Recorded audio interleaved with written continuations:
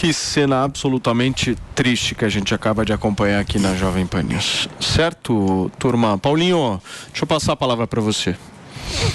Eu acho até que o cara que escreveu o teu teleprompter aí usou o termo errado, Paulo. Transtorno, isso não é um transtorno. Isso é um atentado terrorista. Você pega um carro... e eu estou falando aqui porque o que fizeram, por exemplo, na França, né? Você teve um atentado terrorista e me lembrou aquilo. Isso não é um transtorno. Né? 5 pessoas morreram, pelo que eu vi. 16 pessoas feridas. É que nós não mostramos as piores cenas, porque tem um outro ângulo dessa câmera, onde o cara passa por cima de uma pessoa. Eu confesso que eu gostaria até de mais informações para entender o que aconteceu, para emitir juízo. Ontem, quando apresentaram isso no Pingo nos Is, eu falei assim, mas peraí, o que aconteceu aqui? Será que foi um ato de legítima defesa? Será que não foi? Eu sempre procuro entender o que está acontecendo, mas depois a gente foi ver o que houve e perdeu a paciência. Que isso? Perdi a paciência, deixa eu matar umas 5 pessoas aqui. Isso não é um transtorno. Isso é uma tragédia. Isso é um atentado terrorista, uma tragédia. Isso. Lembrem, né? Todo o tempo a ideia era de que os bolsonaristas estavam proclamando e promovendo o ódio. Milhares de bolsonaristas supostos, né, se manifestando por todo o país. Tranquilidade, paz, como sempre. Aí o outro lado vai lá e passa por cima. E a leniência com que a imprensa está tratando esse caso me assusta. Porque, veja, não dá para ser duro com os caminhoneiros que bloqueiam as rodovias e aí um cara que atropela e fere 16 pessoas, se eu não me engano, matou 5. Não matou não, Paulinho, não tivemos morte, só feridos. Não teve morte. Então, mas poderia, né? Não, mas poderia poderia A de uma criança. Na verdade, isso não foi um atropelamento e foi como ele disse, o Paulo, né? Isso foi uma tentativa de homicídio. Né? Exato. Não foi e não prestou socorro, nada, né? Um absurdo. Foi um ataque terrorista. Mas a polícia foi muito bem, né? Tem que reconhecer o bom trabalho da polícia também, né? Porque os caras foram lá e pararam imediatamente. Salvou o cara. A cena é assustadora, olha só. Esse cara ia ser linchado até a morte. Não, mas pensando do ponto de vista profissional do trabalho da polícia, é impecável, né, Paulo? Eles foram muito rápidos. Porque também não pode deixar o cara que atropelou ser espancado. Claro, enfim, é o trabalho da polícia. Claro, a polícia salvou o cara, tô dizendo. Que bom, porque nós também não queremos viver num sistema onde haja linchamento. Mas você vê que problema social que nós estamos tendo, né? E me surpreende sempre a forma como a imprensa trata os casos. A imprensa bateu palma para as torcidas organizadas e para o MTST irem para cima dos manifestantes bolsonaristas. A imprensa trata com leniência um cara que atropela não sei quantas pessoas. Então, assim... eu acho que o espectador tem que começar a olhar e perceber se os jornalistas querem o bem da sociedade mesmo ou se eles só querem suprimir o lado que não concorda com a visão ideológica das redações. Porque são pesos e medidas muito diferentes. Muito diferentes. Então, eu acho que esse caso, a própria forma como a imprensa cobriu as manifestações, eu não conheço outra emissora que esteja dando tanto espaço para manifestações absolutamente significativas como a Jovem Pan. Sim. Você bota nos outros caras. O G1, não existia manifestação no G1. Eu falei assim, não é possível. Receita de panetone pro Natal. Exato. Exatamente isso. É outro país. O G1 está cobrindo o Xandaquistão e a Jovem Pan está cobrindo o Brasil. Porque o que está nas redes sociais na Jovem Pan e no G1, o mundo se tornou totalmente diferente. Então, repara, quando as pessoas depois falarem em polarização de mídia, etc., não reclamem. Porque as pessoas hoje sequer assistem às mesmas notícias. Não é que elas têm opiniões diferentes sobre as notícias. Não. É que as pessoas sequer assistem às mesmas notícias. Verdade. Porque o que a velha imprensa está fazendo, eu falo, é criminoso. Criminoso quando passa pano para um atropelador e, graças a Deus, e é por isso que é bom ter o Léo aqui, um esquerdista coerente, porque ele não, eu gosto que o Léo não passa pano. Às vezes, né? Se fosse o energúmeno, estaria passando pano para isso, dizendo, não é bem assim. Agora, o Léo não. O Léo não. O Léo tá falando, pô, realmente é um absurdo. O resto da imprensa tá aqui, é um caso, um transtorno. Pô, pelo amor de Deus. Pelo amor de Deus, gente. Já ia partir para o próximo assunto, mas antes eu quero ouvir a opinião do Leonardo Grandini sobre o atropelamento que a gente estava conversando agora, né, Léo? Por favor. Lamentável. Tudo para mim. Como que é? Continua. Lamentável. Bandido, né?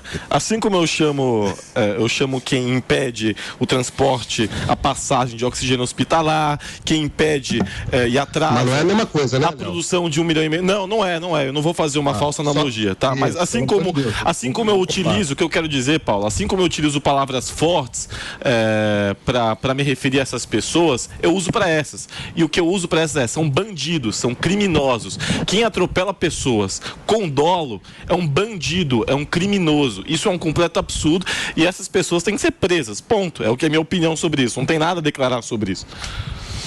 Ô Paulinho, deixa eu te fazer uma pergunta, até mudando rapidamente de assunto, só para você poder fazer um adendo, porque você já trouxe aqui no Morning Show algumas vezes aquele apresentador da Fox News, o Tucker Carlson, é isso? Como é que ele chama? Tucker Carlson, exatamente.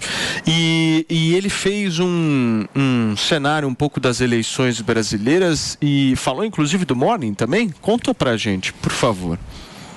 O Tucker já assistiu o Morning. Tem uma foto, não sei se o pessoal consegue buscar aí no nosso arquivo, do Tucker assistindo o Morning Show dentro do Palácio do Alvorada, esperando para entrevistar o presidente. Ele entrevistou o presidente Bolsonaro mais cedo nesse ano. O Tucker Carlson Tonight, para vocês terem uma ideia, a maior rede de notícias nos Estados Unidos é a Fox News, disparada. A Fox News tem alguma coisa hoje como 4 ou 5 vezes a audiência da CNN. As pessoas têm, às vezes, a impressão de que a CNN é uma grande rede de notícias. A CNN é uma rede de notícias decadente aqui nos Estados Unidos, muito atrás. É a terceira já hoje. Nem a segunda emissora de notícias maior dos Estados Unidos é. A maior é a Fox News disparada. Esse show, Tucker Carlson Tonight, esse que vocês estão vendo na tela, esse apresentador é o mais visto da emissora mais vista. Então, ele tem todos os dias algo como 3 a 4 milhões de espectadores ao vivo simultâneo. É um canhão dentro dos Estados Unidos, que é uma TV altamente competitiva. Ele ganha de todos os canais de TV a cabo juntos. Canal de culinária, canal de esporte, ele ganha de todo mundo. Então, é um programa que todo mundo senta para assistir, e não é só de supremacista branco, não. Ele ganha em todos os perfis demográficos do país. Então, é um programa muito importante. Muito mais importante que notícia de New York Times, muito mais importante que notícia de Washington Post, essas coisas que a imprensa brasileira adora rasgar de calcinha de alegria. Esse é o programa realmente mais importante dos Estados Unidos. Ontem e anteontem, ele abordou a questão das eleições americanas. Ontem, especificamente, ele fez um programa bastante duro, inclusive com um convidado, um jornalista investigativo que eu conheço bem, o Matthew Tierman, falando sobre as eleições brasileiras e como tem sido considerado impossível questionar as eleições. E ele ainda fez um paralelo importante. O Matthew Tierman diz e cita uma audiência do senador democrata Bernie Sanders que a CIA teria pressionado o governo brasileiro a aceitar o resultado das eleições. E eles falam que há uma união entre... E parece teoria da conspiração, mas o próprio diretor da CIA esteve no Brasil e a Reuters, se eu não me engano foi a Reuters ou a Associated Press, não faz diferença, só a mesma coisa, noticiaram de fato essa visita e essa pressão que o diretor da CIA teria feito naquele momento. O Bernie Sanders, um senador importante, democrata, chegou a ser quase candidato a presidente por 2 vezes, né? Ficou em segundo lugar nas primárias contra Hillary e contra o Biden. O Bernie Sanders falou, de fato, o diretor da CIA já foi lá para pressionar o governo brasileiro a garantir que o resultado, o que tiver nas urnas, vai ser aceito. E aí, no show do Tucker, eles falaram também sobre o YouTube, onde a gente está agora, muita gente nos assistindo, que mudou a política da empresa para impedir que questionamentos às eleições sejam feitos. Então, se você conhece política americana, você já ouviu esse filme que aconteceu nas eleições americanas de 2020. Foi assim que começou esse negócio de censura e agora eles estão repetindo para as eleições brasileiras. Então, você tem CIA YouTube, redes sociais, e ele também coloca nessa conta o Supremo Tribunal Federal e o TSE. Que legal. Onde os americanos estão absolutamente chocados com as prisões de figuras como Daniel Silveira, a perseguição a apoiadores, o caso do Alan dos Santos, exilado aqui nos Estados Unidos, repercute muito. O próprio Alan já foi assunto no Tucker Carlson. Agora, a exclusão sumária de perfis de redes sociais, inclusive a exclusão do perfil da Carla Zambelli, e eles também falaram sobre a censura a veículos de imprensa como a Jovem Pan. Eu também, paralelamente, pessoal, conversei com o Jason Miller, que é o CEO do Getter, a rede social que é totalmente favorável à liberdade de expressão, e eles estão recebendo ordens do Supremo Tribunal Federal e do Tribunal Superior Eleitoral, ordens para remoção sumária de perfis em até 2 horas. 2 horas. Então não tem mais aquele prazo de 48 horas, 72 horas, não. Tem chegado ordens com remoção, e ele falou, por exemplo, a ordem da remoção do perfil do André Valadão, do pastor André, não sei se foi do pastor André Valadão, não. Uma das remoções que eles receberam, que o pastor André Valadão também teve ordem de remoção. Uma das ordens que eles receberam chegou sábado, 6h30 da tarde. Ele falou, não tem nem ninguém no jurídico de uma empresa, sábado, 6h30 da tarde, para avaliar em 2 horas a legalidade de uma ordem. Então nós estamos simplesmente, não tem tempo para recurso, não tem tempo para nada. Então nós estamos simplesmente à mercê de um ditador que tem imposto ordens. Lembrando, esse Jason Miller foi o mesmo que foi detido quando veio ao Brasil por ordem do próprio Alexandre de Moraes. Então, e isso também repercutiu muito. Vejam o tamanho da repercussão na imprensa internacional da desgraça institucional que vive o Brasil. Essa ideia de que o Lula vai trazer o respeito do Brasil no exterior, isso é balela para leitor de New York Times. Aliás, até o New York Times já está questionando o Xandaquistão.